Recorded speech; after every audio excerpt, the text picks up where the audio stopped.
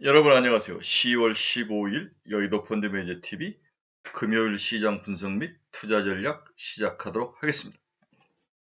아침에 눈을 떠보니 살벌한 아침이 또 펼쳐졌죠. 펼쳐졌죠. 도저히 가만히 있을 수는 없죠.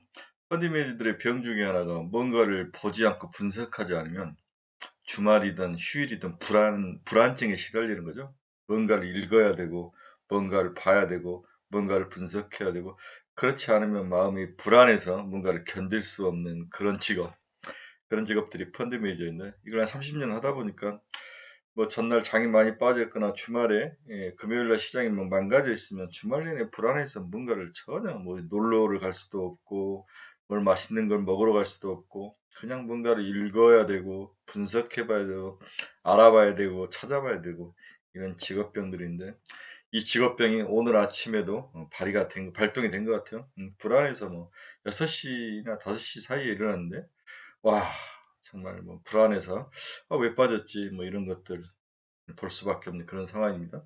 주로 제가 이제 일요일 날 시장을 정리해서 여러분들에게 뭐 다음 주 전망 같은 걸 말씀을 해드리는데, 뭐 그게 무슨 상관입니까? 제 거 유튜브니까 제 맘대로 제가 하고 싶을 때 여러분들과 소통하는 게 중요하지.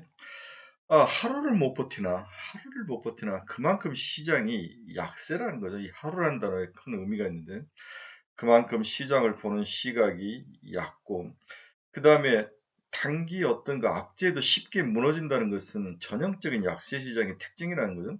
그래서 그 전날 강하게 반등 CPI가 그렇게 예상을 상회해서 부정적으로 나왔는데도 어, 다시 돌려 세우는 모습을 보고 어느 정도 바닥은 찍은 게 아닌가 이런 또 생각을 할 수밖에 없고, 또 금요일 날 한국 시장이 아주 강하게 끝났기 때문에 아시아, 유럽 다 좋았기 때문에 미국도 당연히 좋을 거다. 그래서 막 시작하자마자는 굉장히 플러스로 나오기라 이번 금요일은 괜찮을 것 같다 이런 생각을 했었는데, 막상 아침에 보니까 하루를 못 버티면 무너지는 그 얄팍한 미국 시장. 우리가 금가옥저로 서양에 대한 그 뭐랄까 동경, 믿음 이런 것들이 있었는데 걔들도 다 똑같다는 거죠. 어떻게 까보면 이제 우리가 훨씬 걔들보다 더 선진적일 수도 있다 이런 생각을 해보는 거죠. CPI 하나를 보고 모든 경제 전략 전망과 다음 정치 전략을 그거 하나 낮추려고 쏟아붓는다는 게 정말 문제이지 않습니까? 저는 이런 생각을 많이 해보죠. 아니, 이 모든 게 공급 쪽에서 문제가 발생을 했다. 이 공급은 결국 중국과 미국의 갈등 속에서 공급에 문제가 발생하고, 중국이 자신의 어떤 불안감들을 감추기 위해서 외부 위협의 감을 감당하기 위해서 내부를 강화시키는 그런 전략을 쓰면서 문제가 발생을 했다. 러시아와 우크라이나 전쟁도 그렇고, 결국 이 문제는 경제적 CPI를 잡기 위해서 금리로 풀어야 될 게 아니라 정치적인 문제로 해결책을 찾아서 풀어야 되는 게 답인데, 그 근본적인 문제는 닫아놓고 무조건 국민들에게 그 희생을 강요하는 금리 인상과 CPI를 잡는 그 하나의 목표로 이 문제를 푼다는 것은 너무 희생이 막대한 거죠. 이 문제는 근본적으로 해결될 문제도 아니고 또 덮어만 놨을 뿐이지 나중에 또 다시 시장에 드러나고, 겨울이 지나가면 햇빛이 나면 그 숨겨져 있던 썩은 쓰레기가 다시 드러나듯이 그것과 똑같은 상황이라는 거죠. 그래서 정치적으로 중국과 미국이 해결되지 못하고, 러시아와 우크라이나 미국이 해결되지 못하고, 유럽과 러시아가 해결되지 못하고, 이 정치적 문제가 해결되지 못한다면 글로벌 시장이 가지고 있는 이 유리알처럼 얇은 그 방어막들은 언제든지 무너질 수 있다. 이건 경제적인 문제가 아니라 정치적인 문제이다. 왜 미국과 중국이 저렇게 적대적으로 꼭 간, 둘 다 죽는 거잖아요. 둘 다 죽는 거. 희생이 강요되는 건. 싸게 공급을 받고, 싸게 과잉으로선 서로 조달을 하면서 소비자들이 좀 물가라든지 이런 것들에 대해서 걱정하지 않고 다양한 상품을 소비할 수 있는 그 좋은 세계를 펼쳐놓고 다시 온시 시대, 석기 시대로 가는 거죠. 네, 드론이 전쟁하는 시대에서 다시 돌돌기 들고 싸움을 하는, 지금 솔직히 돌도끼 들고 싸우는 거랑 똑같은 거잖아요. 이러한 상황. 그래서 문제 해결에 대한 처방책이 근본적으로 잘못됐다. 이게 제가 이제 글로벌 시장을 보는 시각이죠. 네, 우리나라도 정치, 경제, 사회도 마찬가지입니다. 근본적으로 여야가 협치를 해야 되고, 그리고 서로 도움을 구하고, 그 다음에 서로 좀 약한 면들을 네가 도와주라. 그래야만 또 서로 상생하고 이런 관계가 아니라 서로 원시시대의 돌독기로 말 한마디 서로의 그 잘못을 유도하고 잘못이 나타나면 벌떼처럼 달려들고 또 거기에 대해서 사과를 해야 되는데 그렇지 않고 나타나는 모습 참 원시적인 모습이라는 거죠. 결국 모든 피해와 희생은 우리 서민들이 받는다는 사실이 너무 분통하고 붕괴스러운 그런 주말의 아침입니다. 자, 제 생각을 너무 강하게 이야기했는데 한번 금요일 시장 한번 뜯어보도록 하겠습니다. 구독, 좋아요 많이 눌러주십시오. 네, 오늘 시장을 보면 여전히 강한 기대 인플레이션, 기대 인플레이션이 꺾이지 않고 나오면서 이건 사실 다 알고 있는 이야기인데 구실이죠. 그 전날 너무 많이 오른 것에 대해서 뭔가 팔고 싶고 이익을 실행하고 싶은데 오르니까 막 갖다 패버린 거죠. 또한 미 국채 10년물이 4%를 돌파하면서 이 리스크를 노출을 시켰습니다. 돌파구가 없다. 뭔가를 돌려 세울 이 하락으로 가는 이 열차를 돌려 세울 그 브레이크와 돌파구가 없다.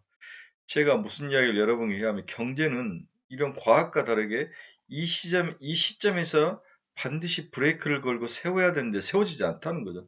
관성이 있어서 그보다도 더 아래에서 세웠다가 그 다음에 올라오고 올라갈 때도 바이러스가 생겨서 이 정도에 올라가야 되는데 더 많이 버블을 일으키면 상승을 한 다음에 돌아온다는 거죠. 이게 경제와 자연과학의 차이점이라고 여러 번 이야기했죠. 실력이 없으면 더 많이 빠진다는 거죠. 실력이 없으면 버블이 더 크게 생긴다는 거죠. 그래서 그 나라 정치, 경제, 사회, 제도의 시스템이 없는 나라들은 이 관성에서 더 올라가거나 더 내려갈 때 희생이 생긴다는 거죠. 지금 누군가가 희생이 생겼는데 영국이 제가 봐서는 가장 먼저 희생양으로 떠오른 것 같아요. 뱅크 오브 잉글랜드, 브리튼이라고 그러죠. 네, 이 영국이 제일 먼저 희생을 생. 저는 이제 지난번에 이야기했지만 영국에서 좀 살아봐서 아는데 영국의 경제를 떠안고 있는 것은 금융이죠. 네, 금융, 돈인데 이 금융의 지금 대부분이 러시아 자금하고 그다음 중동 자금이 영국에 정말 많이 들어오죠. 특히 러시아의 오르가키 부자들의 자금이 불안하니까 주로 미국으로 가면 문제는 적국이니까 막힐 염려가 있으니까 영국으로 돈을 많이 갖다 챙기죠. 중동 부호들도 미국을 떠나서 유럽과 여러 나라인데 특히 이제 영국은 이제 그걸 불법 자금을 아니면 정치 자금이나 이런 그들의 자금을 눈 감고 이해를 해주는 거죠. 그 대표적인 게 그 중동에나 러시아의 자금들이 영국에서 축구 구단을 사지 않습니까? 첼시라든지 이런 걸 사는데 이게 이제 축구를 좋아해서 샀겠습니까? 물론 축구도 좋아하지 하지만 뭔가 자금을 회피하고 뭔가 분산시키기 위한 그들의 전략들이죠. 그 뒤에는 그런 것들이 숨겨져 있는데 러시아의 자금이 이제 철크덕 막힌 거죠. 그러니까 첼시 구단주도 빨리 팔고 이제 다 철수해서 넘어가 빨리 그냥 막 저가에 던져버리고 넘어가는데 이러한 돈들이 돌아야 영국 산업의 30%가 이 금융에서 서비스가 나오고 거기서 이익이 발생하고 거기서 직업이 생기고 거기서 순환이 생기는데 이게 동맥경화에 척가 걸린 거예요.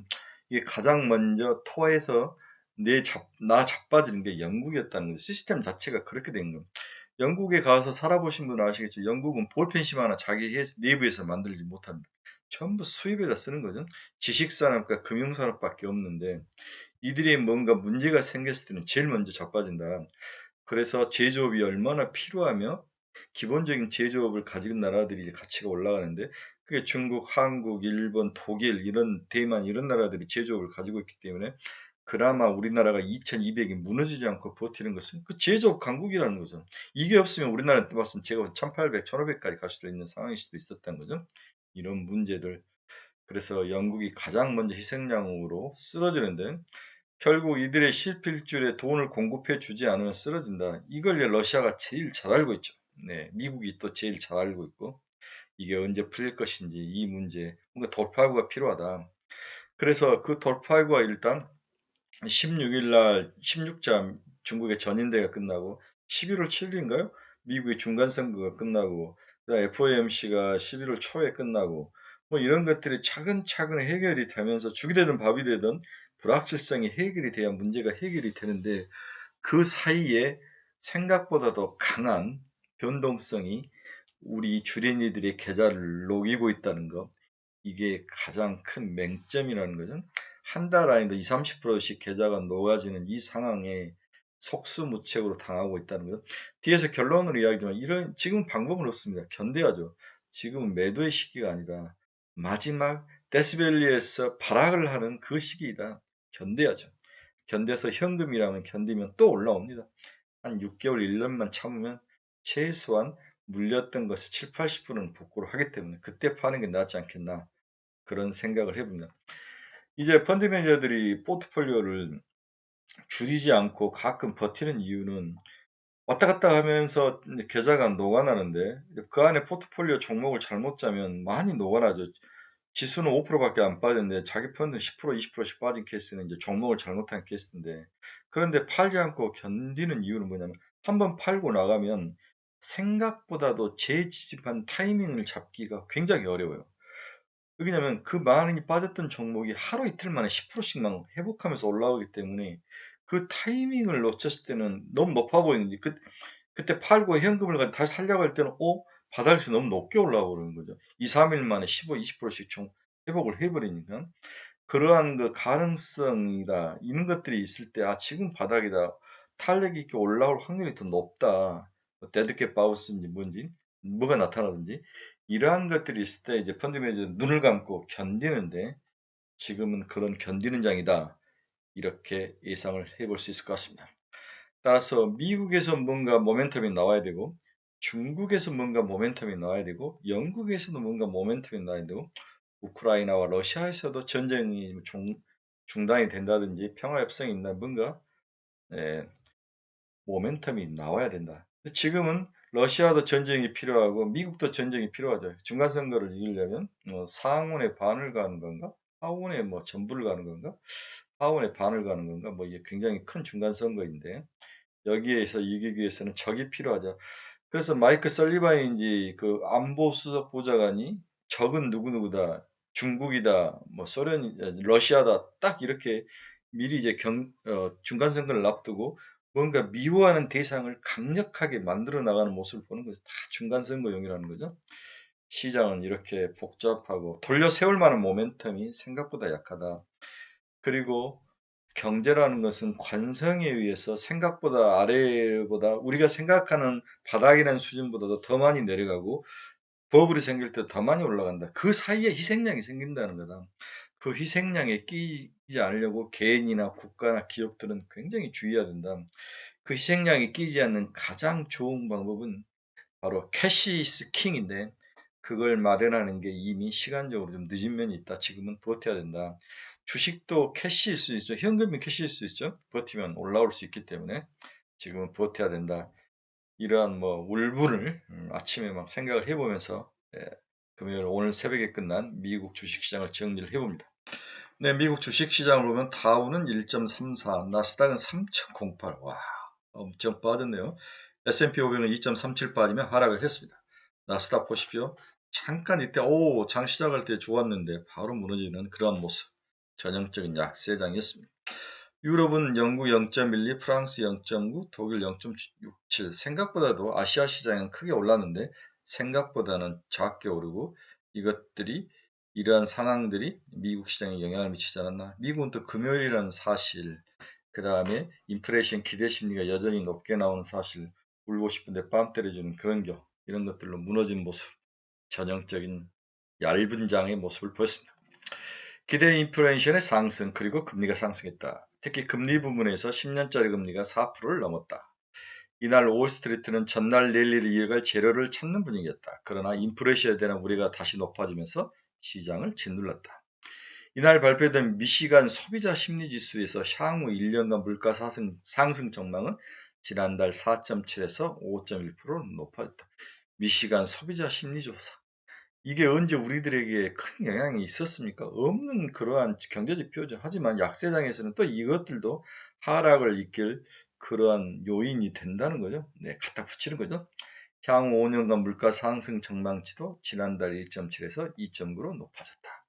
인플레이션 기대치가 계속 상승하면서 이날 연준으로서는 매우 우려된 사항이 전개된다고 판단을 했을 것이다. 시장은 이렇게 갖다 붙였던 거죠.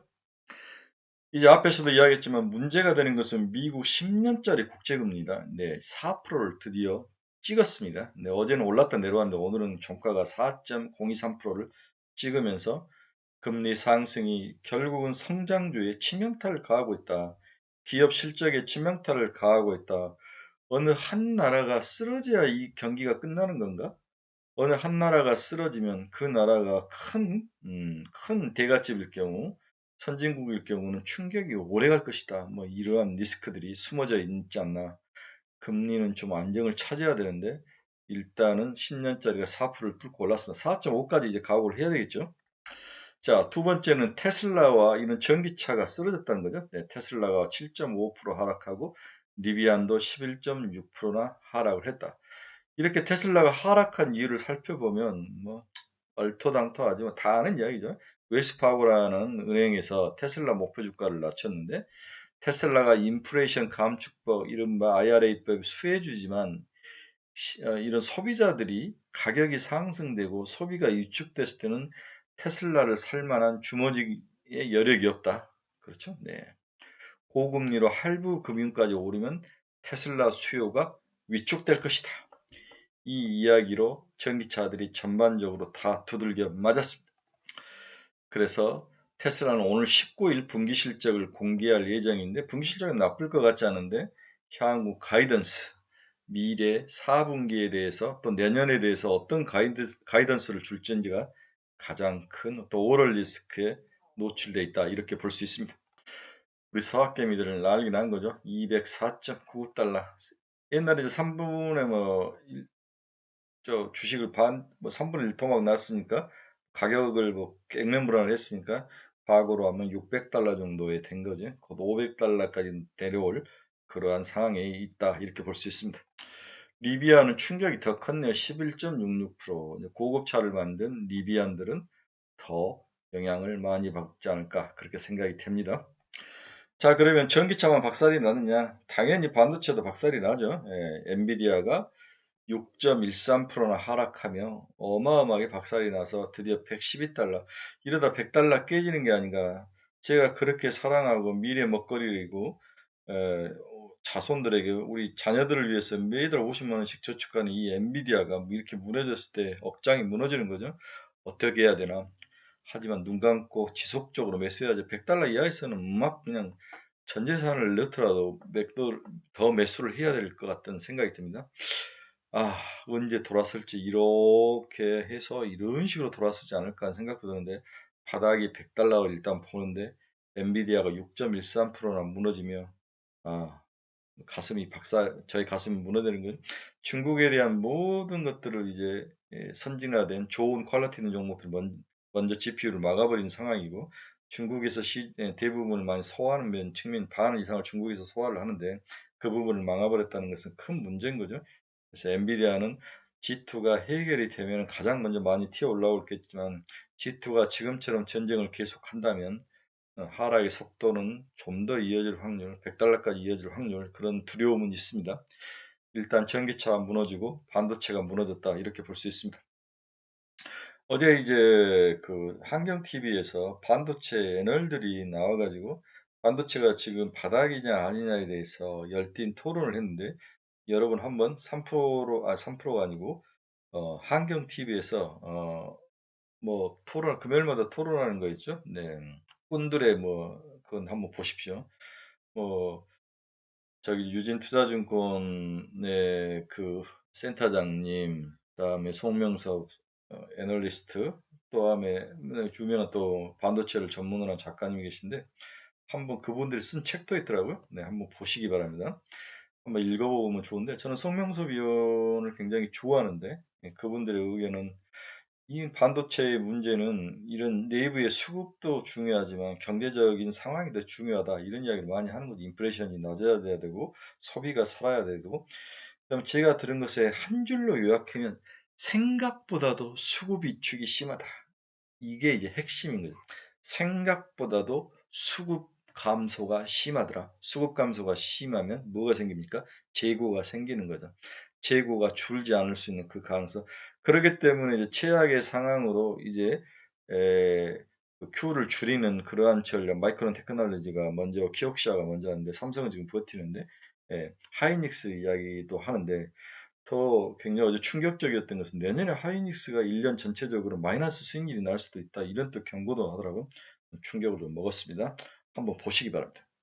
네, 기타 종목도 내렸죠. 타겟, 쿠팡, 뭐 근데 항공주만 좀 올랐다 그 이야기를 하고 있습니다. 금융주도 오르고. 네, 우리나라 금융주들은 이제 금리가 많이 오르면 금융주가 유리하잖아요.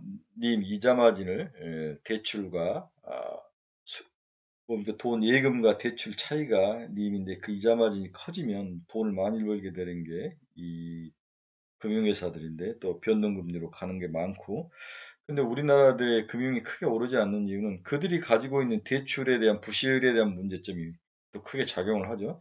그동안 주택담보라든지 이런 것들에 대해서 대출을 많이 해줬는데 지금 주택시장이 박살났을 때 그들이 이제 충당금을 쌓아야 되는 거죠. 그렇죠? 네. 이러한 위험. 그럼 뭐 1조씩, 2조씩, 3조씩 막 쌓았는데 의무적으로 쌓게 돼 있는데 이러한 것들이 수익을 단기적으로 깎아먹을 그 가능성이 동시에 있기 때문에 지금 금융주가 움직이지 않고 있는 거죠. 네, 이런 분들은 이런 부분을 한번 생각을 해보고 금융주를 건드려야 되지 않는가 그런 생각을 해보는. 저는 금융주로 보험주 전혀 건들지 않습니다. 그나마 다행인 것은 유가는 하락했죠. 왜 하락했냐? 경제가 침체한다는 거죠. 네, 이 부분을 하락을 했습니다. 그래서 텍사스 중진료는 WTI는 3.95%, 85.81%, 85.81달러에 마감을 했습니다. 네, 제가 원하는 대로 80달러 이하로 내려와야 됩니다. 이게 좀 내려와야 10월 CPI가 더 빠질 수 있는 상황인데 내려와야 됩니다. 그래서 WTI와 금리는 내려와야 되고 안정을 좀 찾아야 된다. 너무 높습니다. 자, 여기까지 시장이 어떻게 될 것인지 첫 번째 단락을 금요일 시장을 한번 짚어봤는데 한마디로 울고 싶은데 뺨 때렸다. 전날 오르고 오늘 오르니까 뭔가를 이익 실현을 쏟아붓고 싶었는데 미시간 소비자 심리지수 이러한 득보자 지표가 나타난 거죠. 기대 인플레이션이 꺾이지 않고 높더라. 연준이 긴축 강도를 더 지속할 것 같다. 뭐 이런 이야기. 거기에 테슬라가 소비가 위축되면 테슬라를 빚으로 사야 되는데 빚내서 사기는 너무 금리가 높아서 테슬라의 소비가 감축될 것이다. 다음 반도체는 더 위축될 것이다. 뭐 이런 이야기들이 시장에 나오면서 시장을 박살을 내놓고 금요일 시장 장이 끝이 났습니다. 네, 1부는 금요일 시장 전망이 아니라 분석을 한번 해봤고요. 2부에서는 다음 주 시장은 어떻게 될지 한번 같이 알아보도록 하겠습니다. 여러분 2부에서 뵙도록 하겠습니다. 고생하셨습니다.